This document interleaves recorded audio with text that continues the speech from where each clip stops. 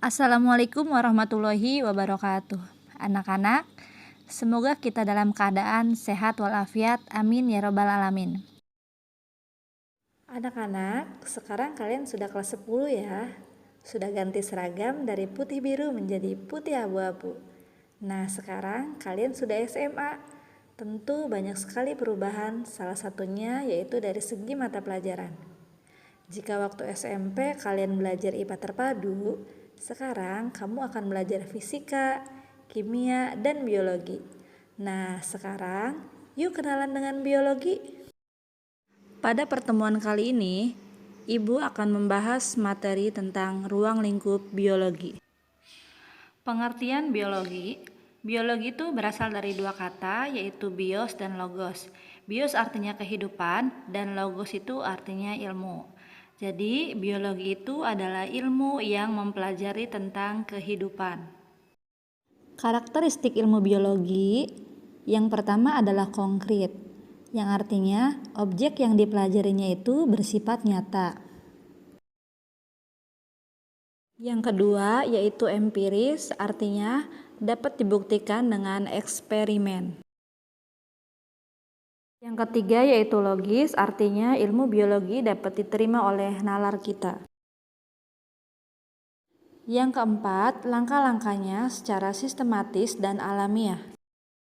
Yang kelima yaitu universal, artinya teorinya itu berlaku secara umum. Dan yang terakhir yaitu objektif, artinya didasarkan atas data-data dan tanpa pengaruh atau pandangan pribadi.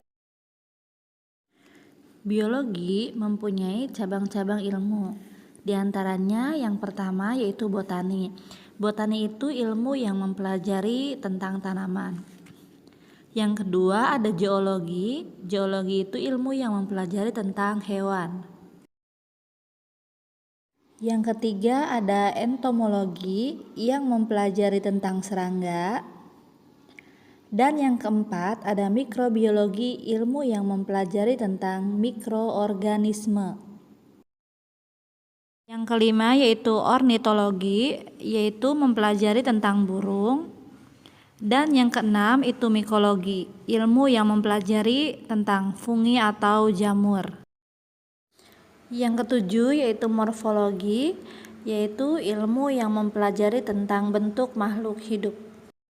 Yang kedelapan, fisiologi, yaitu ilmu yang mempelajari tentang fungsi organ pada makhluk hidup. Selanjutnya yaitu struktur organisasi kehidupan. Ternyata kehidupan itu memiliki struktur yang sangat terorganisasi, mulai dari tingkat molekul hingga tingkat bioma. Untuk lebih jelasnya, mari kita perhatikan video selanjutnya ya. Struktur organisasi kehidupan yang pertama itu ada molekul. Seperti yang kita lihat pada gambar, molekul itu bentuknya seperti itu. Jadi molekul itu adalah partikel penyusun organisme yang terdiri dari dua atom atau lebih ya, yang nantinya molekul itu akan membentuk struktur dan sifat kimia. Yang kedua ada sel. Kita lihat gambarnya ada sel hewan dan ada sel tumbuhan. Jadi sel itu adalah struktur fungsional yang paling kecil yang ada pada tubuh makhluk hidup. Yang ketiga yaitu jaringan. Jaringan itu merupakan kumpulan sel yang mempunyai bentuk dan fungsi yang sama. Kemudian tubuh hewan itu terdiri dari bermacam-macam jaringan ya. Misalnya ada jaringan otot, ada darah atau epidermis. Kemudian ada forivera dan solenterata. Forivera dan solenterata itu merupakan contoh makhluk hidup tingkat organisasi yang mempunyai tingkat organisasi jaringannya itu paling sederhana.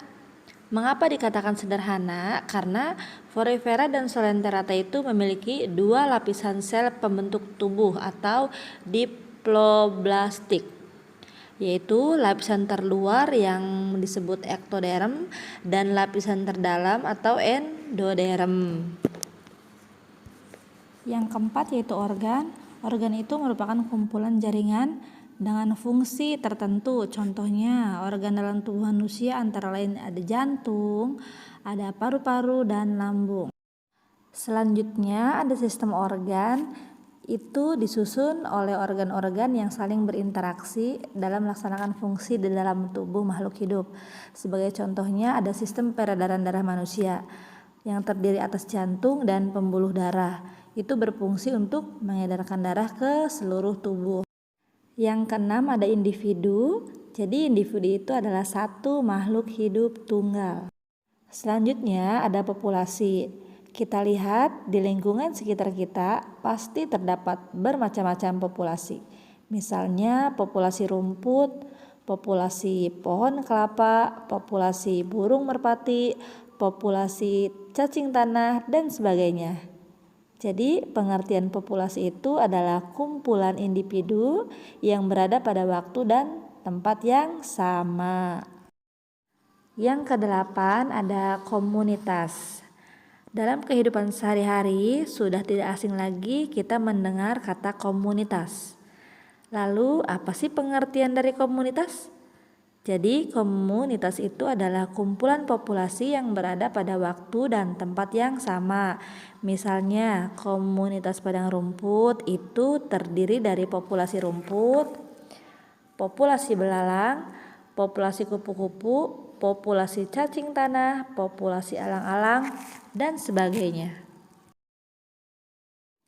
Kesembilan ada ekosistem. Ekosistem itu apa sih?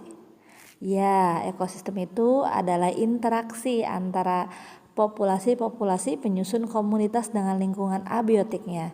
Misalnya sinar matahari, tanah, air, dan udara.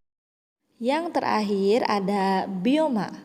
Bioma itu kumpulan ekosistem yang melingkupi wilayah yang sangat luas sekali yang akan membentuk bioma. Contohnya, beberapa bioma besar yang ada di bumi dari khatulistiwa sampai ke kutub.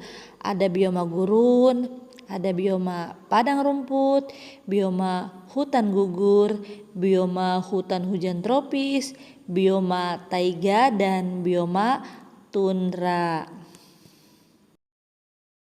Anak-anak, sekian penjelasan dari Ibu dan nantikan penjelasan Ibu di video selanjutnya. Wassalamualaikum warahmatullahi wabarakatuh.